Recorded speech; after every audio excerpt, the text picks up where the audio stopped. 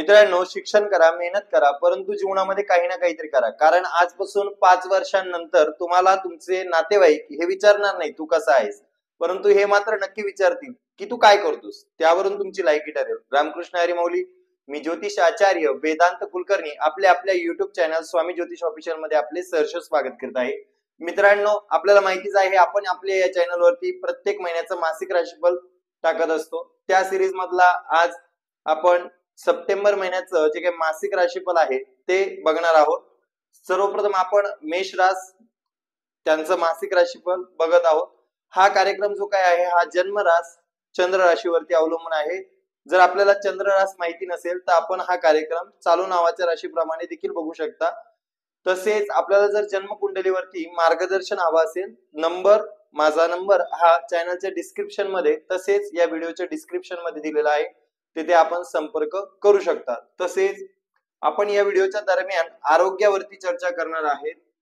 मेष राशीचं आरोग्य कसं असणार आहे सप्टेंबर महिन्यामध्ये, शैक्षणिक दृष्ट्या हा महिना आपल्याला कसा असणार आहे विद्यार्थी मित्रांना, प्रेम कसं असणार आहे या महिन्यामध्ये, तसेच वैवाहिक स्थिती वैवाहिक जीवन कसं असणार आहे ते देखील आपण या कार्यक्रमाच्या दरम्यान बघणार आहोत. भाग्य, करिअर, बिझनेस, तसेच आपल्याला साडेसाती चालू आहे तर साडेसातीवरती पण विश्लेषण मी या ठिकाणी देणार आहे. तसेच उपाय आणि व्हिडिओच्या सर्वात शेवट अनाउन्समेंट, आपल्या सर्वांसाठी खास अशी अनाउन्समेंट मी या व्हिडिओच्या दरम्यान करणार आहे. त्याचा आपण नक्कीच लाभ घ्यावा, व्हिडिओ शेवटपर्यंत बघावा. असो, आपण सर्वप्रथम हे जे काही बघत आहे ते ग्रह गोचर आहे.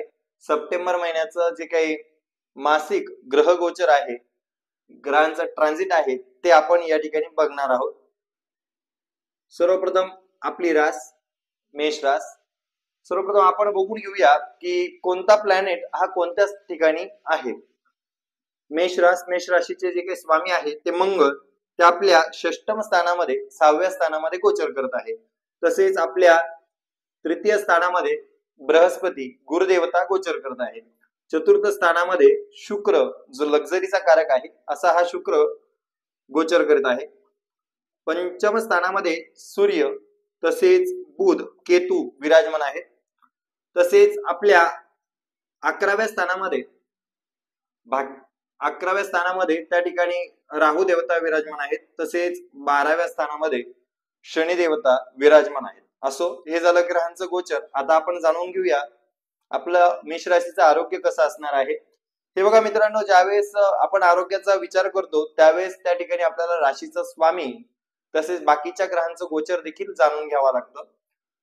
आपला जो काही राशीचा स्वामी आहे हा मंगळ आपल्या षष्टम स्थानामध्ये 6व्या स्थानामध्ये गोचर करत आहे. 6वं स्थान हे कसलं आहे ते आधी जाणून घेऊया. ऋण म्हणजेच कर्ज, रोग, तसेच शत्रूंचं स्थान जे काय आहे ते स्थान म्हणजे 6वं स्थान. आपल्याला कुंडलीमध्ये वैदिक ज्योतिष शास्त्रामध्ये या स्थानाला त्रिक स्थान देखील म्हटले गेले. 7, 8, 12 हे जे काय आहे ते त्रिक स्थान आहे. या स्थानांमध्ये असलेले ग्रह चांगल्या प्रकारचे फलित त्या ठिकाणी देत नाही. असो, मंगळदेवता या ठिकाणी असल्या कारणास्तव त्यांची जी काही दृष्टी आहे ती आपल्या प्रथम स्थानावरती देखील आहे. तसेच त्या ठिकाणी या स्थानामध्ये असल्या कारणास्तव आपल्याला इम्युनिटी जर आपली चांगली नसेल, आपली जर शारीरिक क्षमता चांगली नसेल तर त्या ठिकाणी छोटे मोठे आजार जसे की कफ कोल्ड, सर्दी खोकला होऊ शकतो. तसेच आपण जर एखाद्या ठिकाणी फिरायला गेला तर एखाद्याला इन्फेक्शन असलं तर ते इन्फेक्शन आपल्याला लागू शकतं. सो दॅट्स वाय मी असं प्रेफर करेल की आपण आपल्या हेल्थची जास्त प्रमाणामध्ये या महिन्यामध्ये काळजीही घेतली पाहिजे. तसेच मंगळ हे 14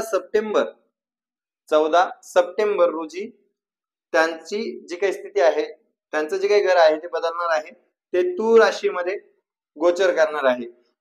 तूळ राशीमध्ये गोचर जोपर्यंत करत नाही तोपर्यंत इम्युनिटीची आपण शारीरिक आरोग्याची जास्त प्रमाणामध्ये काळजी घेतली पाहिजे. त्यानंतर आरोग्य संदर्भामध्ये मी म्हणू शकेल की योग्य, पण तत्पूर्वी 14 सप्टेंबरच्या पूर्वीच्या आत त्या ठिकाणी आपण आपल्या आरोग्याची काळजी घेतली पाहिजे. मी अजून एक सांगू इच्छितो की मंगळ देवता आपल्या इथे असल्या कारणास्तव इथून देखील त्यांची दृष्टी जी काय आहे ती आपल्या प्रथम स्थानावरती आहे. तसेच ते ज्यावेळेस या ठिकाणी सप्तम स्थानामध्ये गोचर करतील त्यावेळेस देखील त्यांची सप्तम दृष्टी ही आपल्या प्रथम स्थानाकडे असेल.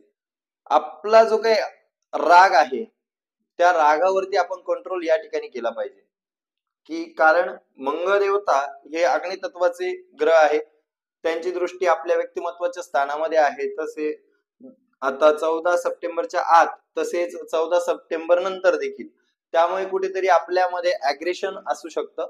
त्यामुळे तो जो काही राग आहे त्याला जर आपण कंट्रोल मध्ये ठेवलं तर बाकी महिना हा उत्तम जाण्यासाठी अतिउत्तम आहे. त्यामुळे रागावरती कंट्रोल करा. असो, पुढे बघूया शिक्षण. शैक्षणिक दृष्ट्या विद्यार्थी मित्रांना हा महिना कसा असणार आहे. मित्रांनो, ज्यावेळेस आपण अभ्यासाचा विचार करतो त्यावेळेस त्या ठिकाणी आपल्याला पंचम स्थान अभ्यासामध्ये घ्यावा लागतो. पंचम स्थानामध्ये सूर्य देवता स्वराशीमध्ये आहे, स्वतःच्या राशीमध्ये. सूर्याची रास सिंह रास, सिंह राशीमध्ये त्या ठिकाणी सूर्य देवता गोचर करत आहे. तसेच त्यांच्याबरोबर बुध देखील आहे. त्या कारणास्तव इथे मी असं म्हणू शकेल की आपलं जे काही शैक्षणिक दृष्ट्या अभ्यासाच्या दृष्ट्या हा महिना अत्यंत उत्तम पद्धतीचा असणार आहे. तसेच बुध आदित्य राजयोग देखील तयार होत आहे. सूर्य व बुध ज्यावेळेस एकत्र येतात त्यावेळेस बुध आदित्य राजयोग होतो. हा बुध आदित्य राजयोग जर जन्मकुंडलीमध्ये असला तर असा जो काही माणूस आहे हा मल्टीटास्किंग असतो. त्याला कोणत्याही क्षेत्रामध्ये उतरवा तो त्या ठिकाणी सर्वगुण संपन्न होत असतो. त्यामुळे आपल्या हे जे काही चालू ट्रान्झिट आहे त्या चालू ट्रान्झिट मध्ये तो बुध आदित्य राजयोग तयार झालेले असल्या कारणास्तव पंचम स्थानामध्ये आपल्याला चांगल्या पद्धतीचे फलित मिळणार आहे. शैक्षणिक दृष्ट्या मी असं म्हणू शकेल की आपला जर एखादा प्रश्न असेल की एखादा गोष्टीचा आपल्याला एखाद्या शैक्षणिक दृष्ट्या एखादी परीक्षा असेल, त्या परीक्षेला अप्लाय करणे किंवा त्या परीक्षेला बसणे याबद्दल जर असेल तर तुम्हाला मी सांगू इच्छितो की 17 सप्टेंबर रोजी सूर्य जे काय आहे ते कन्या राशीमध्ये गोचर करणार आहे. सूर्य त्यांचं स्थान परिवर्तन करणार आहे, कन्या राशीमध्ये येणार आहे. तत्पूर्वी जे काही आपले पेपर असतील ते पेपर आपल्याला फ्रुटफुल असणार आहे, अत्यंत लाभदायक असणार आहे. तोपर्यंत शैक्षणिक दृष्ट्या उत्तम आहे. तसेच बुध देवता देखील 15 सप्टेंबर रोजी सिंह राशीमधून कन्या राशीमध्ये गोचर करणार आहे. त्याच्या आत जो काही मी म्हणू शकेल की 17 सप्टेंबरच्या आत आपले जे काही पेपर असतील ते अतिउत्तम पद्धतीचे आपल्याला जाणार आहेत. त्यानंतर एवढे उत्तम नाही. असो, आता बघूया आपण प्रेम. मित्रांनो, ज्यावेळेस आपण प्रेमाचा विचार करतो त्यावेळेस त्या ठिकाणी लव्ह रिलेशनचं जे काही स्थान आहे पंचम स्थान हे लव्ह रिलेशनचं स्थान आहे, प्रेमाचं स्थान आहे. तसेच आपल्या संततीचं स्थान आहे. तसेच आपलं जे काही ग्रॅज्युएशन आहे ते ग्रॅज्युएशन म्हणजेच अभ्यास आपण म्हणू शकतो. तो अभ्यास जो काय आहे तो पंचम स्थानावरून आपण अभ्यासत असतो. असो, पंचम स्थानामध्ये आत्ताच आपल्याला सांगितल्या पद्धतीने सूर्य बुध राजयोग तयार होत आहे. तसेच केतू देखील आहे. परंतु मी इथे एक सांगू शकतो की मंगळ देवता व मंगळ देवतेपासून आपल्या स्वतःच्या राशीच्या स्वामीपासून सूर्य देवता ही 12व्या स्थानामध्ये गोचर करत आहे. त्यामुळे हा जो काही योग आहे हा मिसअंडरस्टँडिंग मिसकम्युनिकेशनचा योग आहे. आपल्यामध्ये वादविवाद थोड्या मोठ्या प्रमाणामध्ये होऊ शकतात. थोड्या मोठ्या प्रमाणामध्ये वादविवाद या कालावधीच्या आत होऊ शकतात, 14 सप्टेंबरच्या आत. तसेच बघायला गेल्यास मंगळ आपल्या प्रथम स्थानावरती अस्पेक्ट करत आहेत, आपली दृष्टी टाकत आहेत. पुढे जाऊन ते मंगळ देवता आपल्या सप्तम स्थानात येतील त्यावेळेस देखील ते प्रथम स्थानावरती आपली दृष्टी टाकणार आहे. त्यामुळे कुठेतरी आपण आत्ताच मी सांगितलं की रागावरती कंट्रोल करा. रागावरती जर आपण कंट्रोल केला तर आपलं लव्ह रिलेशन देखील उत्तम पद्धतीचं असेल. पुढे चालून देखील तो मंगळ देवता इथे येतील, तसेच सूर्य देवता इथे येतील. तेव्हा पण 1 व 12 त्या ठिकाणी 1 व 12 त्या ठिकाणी राहतील, मंगळ व सूर्य. त्यामुळे तेव्हा देखील तुमच्यामध्ये मिसकम्युनिकेशन कुठेतरी होऊ शकतं. सो दॅट्स वाय मी असं प्रेफर करेल आपल्याला की आपल्या रागावरती कंट्रोल करा, बाकी उत्तम आहे. असो, वैवाहिक जीवन बघत असताना आपण आपल्या कुंडलीचं सप्तम स्थानाचा अभ्यास करत असतो. सप्तम स्थानामध्ये जी काही आहे ती आपली तूळ रास आहे आणि तूळ राशीचा जो काही स्वामी आहे तो आपल्या चतुर्थ स्थानामध्ये भ्रमण करीत आहे. चतुर्थ स्थानामध्ये आपला तूळ राशीचा जो काही स्वामी आहे तो आहे. त्यामुळे उत्तम आहे वैवाहिक स्थिती, परंतु okay okay okay no problem. 15 September रोजी शुक्र देवता हे सिंह राशीमध्ये गोचर करणार आहे आणि सिंह राशीमध्ये ज्यावेळेस गोचर करेल शुक्र, त्यावेळेस त्यांची जी काही दृष्टी आहे ती दृष्टी 11th हाऊस मध्ये असणार आहे. जे काही लव्ह रिलेशन आहे ते लव्ह रिलेशन देखील त्या ठिकाणी 15 सप्टेंबर नंतर उत्तम पद्धतीचं होऊ शकेल, ज्यावेळेस शुक्र आपल्या पंचम स्थानामध्ये येईल त्यावेळेस. आणि मॅरिड लाईफचं म्हणशाल तर मॅरिड लाईफचा जो काही शुक्र आहे हा पंचम स्थानामध्ये आल्यानंतर 11th हाऊस मध्ये जे काही लाभस्थान आहे त्या लाभस्थानामध्ये दृष्टी देणार आहे. त्यामुळे आपण असं म्हणू शकू, आपल्याला जर पती पत्नींना एकमेकांना वेळ देता येत नसेल तर तो या कालावधीच्या दरम्यान 15 सप्टेंबर नंतर जास्तीत जास्त प्रमाणामध्ये आपण एकमेकांना वेळ देणार आहे, एकमेकांच्या फिलिंग समजून घेणार आहे. तसेच आपल्याला एखाद्या गोष्टीचा त्या ठिकाणी फिरण्याची आवड असेल तर त्या ठिकाणी फिरायला देखील आपण या कालावधीच्या दरम्यान 15 सप्टेंबर नंतर जाऊ शकाल.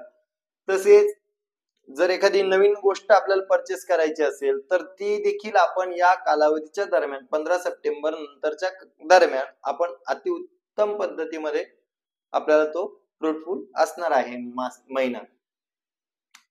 असो, आता बघूया आपण सर्वात महत्वाचं. ओके ओके सॉरी, आता मी तुम्हाला एक सांगू इच्छितो की जे काही मॅरिड लाईफ आहे ते उत्तम आहे, परंतु एक ड्रॉबॅक असा की मंगळदेवता इथे आल्यानंतर कुठेतरी आपल्या नातेसंबंधांमध्ये थोड्या मोठ्या प्रमाणामध्ये वादविवाद होऊ शकतात. आत्ताच सांगितल्या पद्धतीने आपण त्या ठिकाणी आपल्या रागावरती कंट्रोल या वेळेस केला पाहिजे, त्याने आपले वादविवाद होणार नाही, नाहीतर त्या ठिकाणी तुमचे वादविवाद देखील होऊ शकतात. असो, भाग्याचा ज्यावेळेस आपण विचार करतो मित्रांनो, त्यावेळेस त्या ठिकाणी आपल्याला नवम स्थान कुंडलीचं बघावं लागतं. नवम स्थानामध्ये धनुरास उदित होत आहे. धनुराशीचे जे काही स्वामी आहे ते आपल्या तृतीय स्थानामध्ये आहे. तृतीय स्थानामध्ये असलेली हे जे काही धनुराशीचे स्वामी आहे गुरुदेवता बृहस्पती, यांची जी काही सप्तम दृष्टी आहे ही स्वतःच्या स्थानामध्ये येत आहे, म्हणजेच भाग्यस्थानामध्ये येत आहे. आणि ज्यावेळेस त्या ठिकाणी कोणताही एखादा ग्रह आपल्या स्वतःच्या स्थानावरती दृष्टी टाकतो, दृष्टिक्षेप करतो, अस्पेक्ट करतो, त्यावेळेस त्या ठिकाणी त्या घराचे कारकत्व अत्यंत उत्तम पद्धतीमध्ये तो सांभाळत असतो. त्यामुळे त्या ठिकाणी आपल्याला भाग्याची साथ या महिन्यामध्ये अतिउत्तम पद्धतीत लाभणार आहे. आपण जर असा प्रश्न असेल की ट्रेडिंग करू शकतो का, किंवा मग एखाद्या ठिकाणी इन्व्हेस्टमेंट करायची असेल आपल्याला, ती इन्व्हेस्टमेंट करू शकतो का, शेअर मार्केट असेल किंवा कोणतेही ट्रेडिंग असेल यामध्ये इन्व्हेस्टमेंट करू शकतो का, तर त्या ठिकाणी उत्तम आहे. सूर्य आपल्या पंचम स्थानामध्ये जोपर्यंत आहे, सूर्य आपल्या पंचम स्थानामध्ये जोपर्यंत आहे 17 सप्टेंबर पर्यंत, तोपर्यंत अत्यंत उत्तम ग्रहमान असणार आहे. त्यानंतर तो आपल्या लॉसेसच्या हाऊसमध्ये येणार आहे, त्रिक स्थानामध्ये येणार आहे. तेव्हा त्याच्या आत जी काही इन्व्हेस्टमेंट करायची असेल आपल्याला ती उत्तम आहे. त्यानंतर काय होईल, जे काही गुरुदेवता तृतीय स्थानामध्ये असल्या कारणास्तव यानंतर 17 सप्टेंबर नंतर तुम्ही स्वतः विचार कराल की त्या ठिकाणी आपण जर इथे इन्व्हेस्टमेंट केली तर आपल्याला नक्कीच लॉस होईल. म्हणजे एक प्रकारची निगेटिव्ह थिंकिंग तृतीय स्थानामध्ये गुरु असल्या कारणास्तव आपली होऊ शकते आणि त्यातली त्यात 17 सप्टेंबर नंतर होऊ शकते ती. त्यामुळे 17 सप्टेंबरच्या आत आपल्याला जर काही इन्व्हेस्टमेंट करायची असेल तर ती आपण करू शकता. अतिउत्तम पद्धतीमध्ये ती आपल्याला लाभदायक ठरेल. असो, career, 10th house for career, आपलं जे काही 10वं स्थान आहे कुंडलीचं ते करिअर दर्शवतं. 10व्या स्थानाचा जो काही मालक आहे, कर्माचे देवता, न्यायाचे देवता, कर्मफलदाता शनिदेव. हे शनिदेव जे काय आहेत ते आपल्या कर्माचे तसेच कार्यस्थानाचे मालक आहे. त्यामुळे ते जे काय आहेत ते आत्ताच 12व्या स्थानामध्ये गोचर करत आहे आणि 12व्या स्थानामध्ये शनिदेव हे वक्री देखील आहे. आपल्या राशीच्या 12व्या स्थानामध्ये शनिदेव हे वक्री देखील आहे.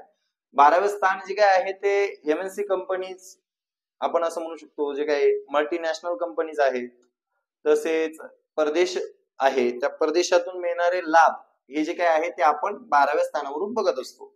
त्यामुळे एखादा असा व्यक्ती असेल जो परदेशामध्ये त्याचा डील असेल किंवा एक्सपोर्ट इम्पोर्टचा ज्याचा व्यापार असेल, किंवा मग आपण असं म्हणू शकतो की जो परदेशामध्ये जॉब करतो, अशा व्यक्तींसाठी ही जी काही 12वं स्थान आहे ते त्यांना लाभदायक असेल. परंतु एक गोष्ट मॅटर करते ती अशी की आपल्या कुंडलीमध्ये, आपल्या जन्म कुंडलीमध्ये महादशा कोणती चालू आहे, ठीक आहे, त्यानंतर अंतर्दशा कोणती चालू आहे, त्यानंतर आपलं जे काही ट्रान्झिट होतं ते ग्रहांचं ट्रान्झिट कसं आहे, शनिदेवांची स्थिती काय आहे, शनिदेव कोणत्या राशीमध्ये आहे, ते एक्झॉर्टेड असतील तर उत्तम, ते स्वराशीमध्ये असेल तर उत्तम फलित मिळेल. परंतु त्यांची स्थिती जर बिघडलेली असेल,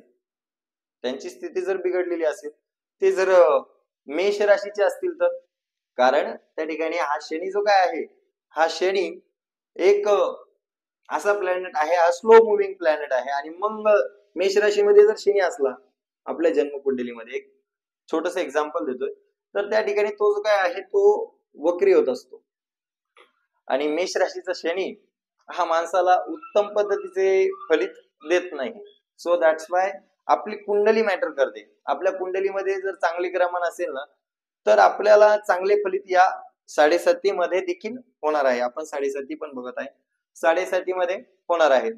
असो, शनिदेवांचं जर चांगलं स्थान असलं आपलं, तर आपलं एमएनसी मध्ये काम होऊ शकतं, तसेच परदेशातून आपल्याला लाभ होऊ शकतो, तसेच आपला जो काही इथून मागे जो हॉस्पिटलवरती खर्च होत होता तो खर्च कमी होऊ शकतो. याच्या उलट जर आपल्या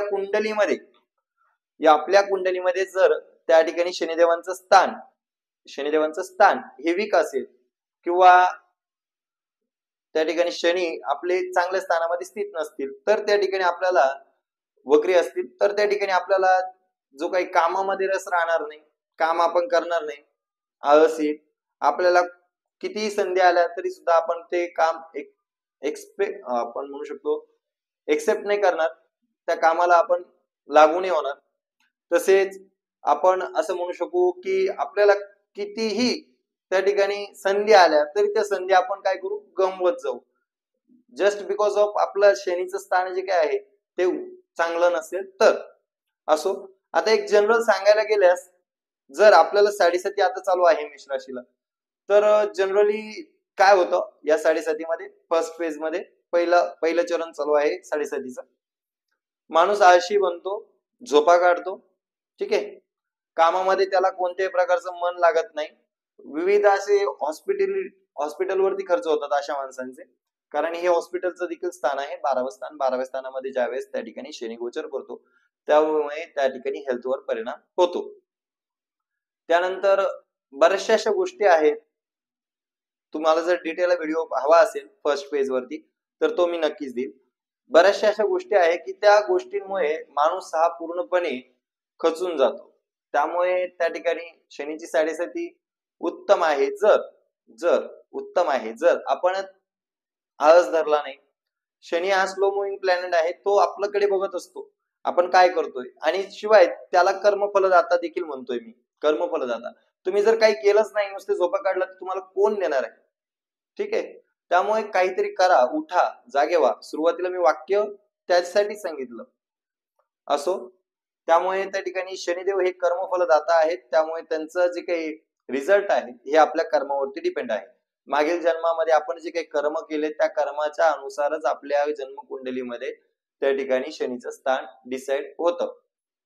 आता आपण बघूया उपाय काय करायचे. सर्वप्रथम हे वर्ष मंगळाचं आहे आणि आपली मंगळाचीच रास आहे फर्स्ट ऑफ ऑल. त्यामुळे त्या ठिकाणी आपण हनुमंताची जेवढी जास्त प्रमाणामध्ये सेवा करायचं म्हणजे काय करायचं, शनिवारच्या दिवशी रुईच्या फुलाची माळ घ्यायची किंवा लवंग घ्यायचे, आणि रुईच्या फुलाची माळ व लवंग हे त्या ठिकाणी भगवान हनुमंताला वाहून यायचे, किंवा मग ती माळ भगवान हनुमंताला घालून यायची. त्यानंतर भगवान शंकराची सेवा करायची इन द सेन्स त्यांना एक लोटाभर पाणी, ठीक आहे, त्यानंतर त्या ठिकाणी दूध अर्पण करायचं. जेवढे जास्त प्रमाणात आपण सफेद वस्तू अर्पण करणार आहे तेवढा साडेसातीचा प्रभाव आपला हा कमी होणार आहे. त्यानंतर आता शनीश्वरांचा जो काही बीज मंत्र आहे, ओम प्राम प्रीम प्रोम सह शनीश्वराय नमः, या मंत्राचा आपण त्या ठिकाणी जप 108 वेळेस संध्याकाळच्या वेळेस शंकराच्या मंदिरामध्ये जाऊन करायचा आहे. असो, त्यानंतर आपण बघूया अनाउन्समेंट. सर्वात महत्वाचं अनाउन्समेंट काय करत आहे ते सांगतो मी. आपल्या या चॅनलवरती दररोज संध्याकाळी 9 वाजता किंवा 9 वाजता त्या ठिकाणी लाईव्ह घेणार आहे आणि या लाईव्ह सेक्शन मध्ये प्रत्येकाच्या जन्म कुंडलीवरती विश्लेषण आपण देण्याचा प्रयत्न करणार आहे परिपूर्णपणे. एक लाईव्ह सेक्शन ऑलरेडी आपल्याला घेऊन झालेला आहे काल. आपण त्या ठिकाणी तो लाईव्ह सेक्शन जॉईन करून बघून घ्या कशा पद्धतीचं कुंडलीचं अनालिसिस केलेलं आहे. त्याच पद्धतीत तुमच्याही कुंडलीचं अनालिसिस त्या ठिकाणी होणार आहे. फक्त एकच आहे, ती म्हणजे आपलं चॅनल सबस्क्राईब करणे व त्या ठिकाणी तो व्हिडिओ त्या लाईव्हला जॉईन झाल्यानंतर त्या ठिकाणी आपल्याला आपल्या कुंडलीचं विश्लेषण हे योग्य पद्धतीमध्ये मिळणार आहे. असो, रामकृष्ण हरी माऊली. आपल्याला हा व्हिडिओ कसा वाटला आपण कमेंट मध्ये नक्कीच सांगा. तसेच आपल्याला जर साडेसाती वरती डिटेल व्हिडिओ हवा असेल तर आपण नक्कीच कमेंट करा. मी नक्कीच तुमच्या कमेंटच्या नुसार हे मासिक राशीफल संपल्यानंतर तो व्हिडिओ घेऊन येईल. रामकृष्ण हरी माऊली. धन्यवाद.